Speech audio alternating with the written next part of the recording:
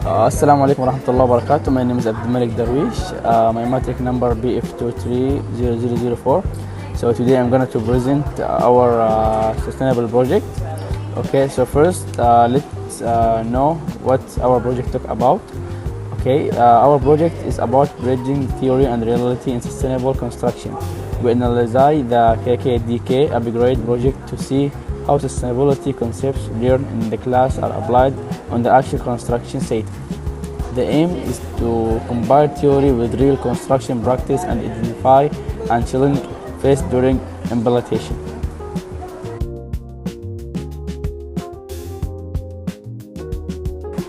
Okay, next, this slide talk about the gap between classroom theory and site execution. So first, we identify the sustainable practice used to the construction site, such as the proper material used, waste management, and resource conservation. Second, we evaluate how effective this practice were in the supporting sustainable construction and improving site management activities. Finally, we combined the actual site practice with the sustainable construction concepts learned in the class to identify any difference or challenge. Assalamualaikum warahmatullahi wabarakatuh. My name is Nur Aisha binti Yusuf and my matric number DF230009. I can explain for this slide. This diagram illustrates the shift from traditional construction management to modern sustainable construction. Traditionally, project success was measured based on time, cost, and quality, ensuring that project were complete on schedule, with budget and according to the required standard. However, sustainable construction expands this goal by also considering environmental, social, and economic impact. The approach aims to reduce environmental damage, improve the well-being of community, and create long-term economic value. By integrating both traditional and sustainable objectives, the construction industry can deliver projects that are efficient, environmental responsible, and beneficial to society in the long term. Therefore, sustainable construction play an important role in achieve a balance between project performance and future sustainability. Okay, now let's look into the project sandbox KKDK TDI upgrade in sustainable engineering, green retrofitting and upgrading the existing structure are highly preferred over the total demolition, as they significantly minimize material waste and embody carbon. This project directly addresses the principle by upgrading the dilapidated student resident college and cafeteria facilities at the intention to establish a safe and conducive eco-living environment. Looking at the project profile in the table 1, this establishment cover a substantial development area of 11,548 square meters with a total financial investment of RM6 billion. The project was executed over the duration of 4 days, starting from the February 18, 2025 and successfully meeting in completion date on April 17, 2026 under the management of PPHF. This project stands as a clear baseline for how institutional asset management can align with the sustainable building concept by extending the lifespan of existing infrastructure. Moving on to the education phase, let's look at the contract profile. The project is educational in Nusantara training, established in 2003 and basically located in Johor Bahru. Johor, they bring over the 2 decades of the local industry experience. Securely, they have a certified as a CIDB registered grade G6 contractor, giving them the legal capacity to execute public institutional development value up to 10 million. Their core competence span across the civil engineering, M&E works, structural work, and schedule maintenance, making them highly capable of handling the retrofitting needs of their facility. More importantly, their operational philosophy match our focus on sustainability. They emphasize systematic management and site safety while delivering cost-effective, sustainable solution that comply strictly with the Malaysian construction standard. Having a highly qualified, locally based GC contractor ensure that the upgrading work are done efficiently without compromising on the ecology and safety baseline. Assalamualaikum warahmatullahi wabarakatuh. My name is Wan Muhammad Daniel Anwar Saifullah and my matric number is DF230021. Today, I will talk how we are operationalizing sustainability to our ESG breakdown. At the critical 90% compliant phase of the project, we are evaluating certain trading real-world initiative across three core pillars. First, environment. Our focus is heavily placed on research conservation, maintaining street site cleanliness and advanced material selection. Second, social. We prioritize occupationally workers' welfare, street safety enforcement on site, and the protection of the surrounding campus community. Third, governance. We ensure total statutory legal compliance, transparent financial audit, and ethical supply chain.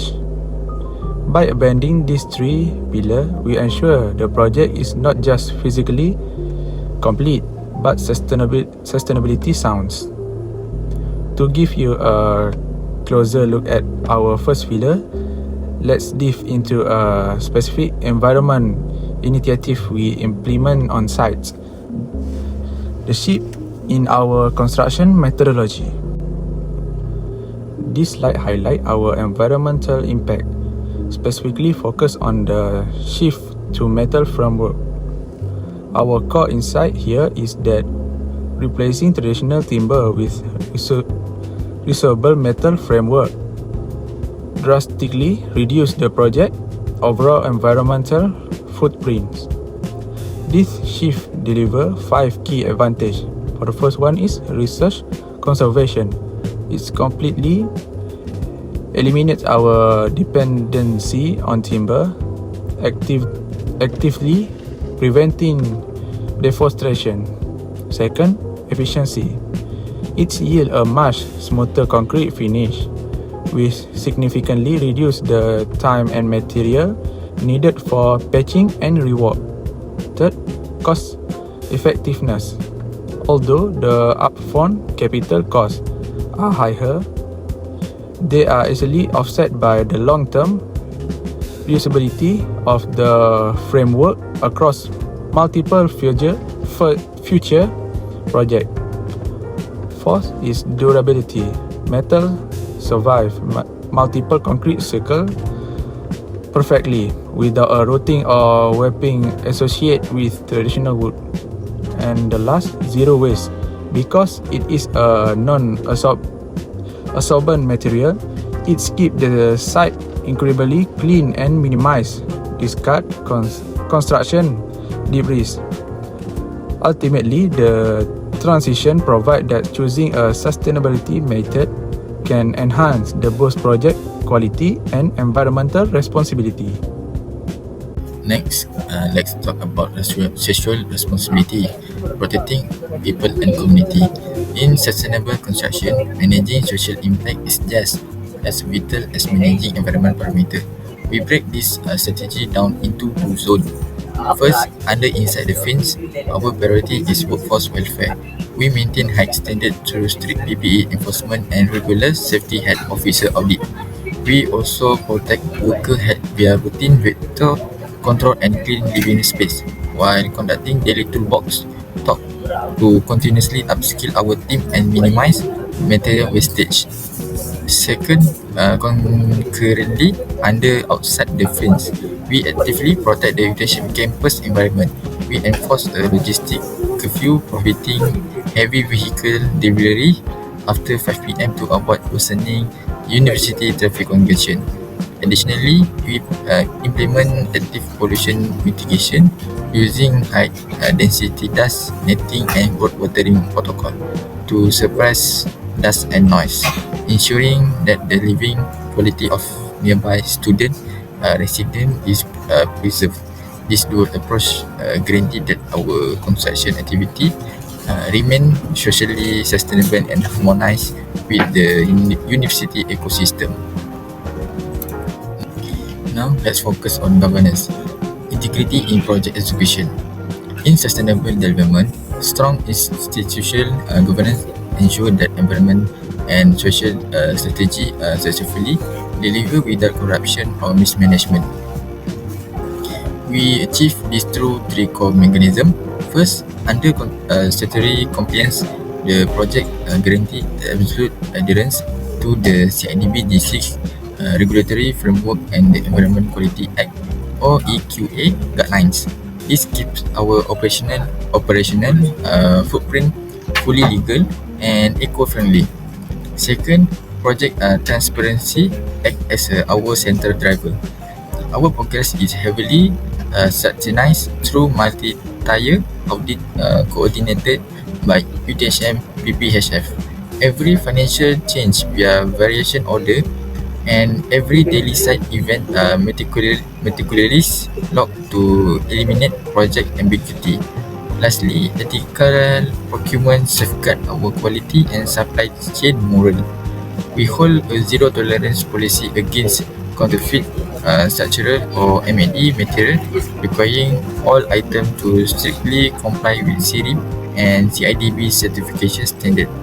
Concurrently, we safeguard our workers and partners by enforcing fair and timeline compensation for all subcontractors.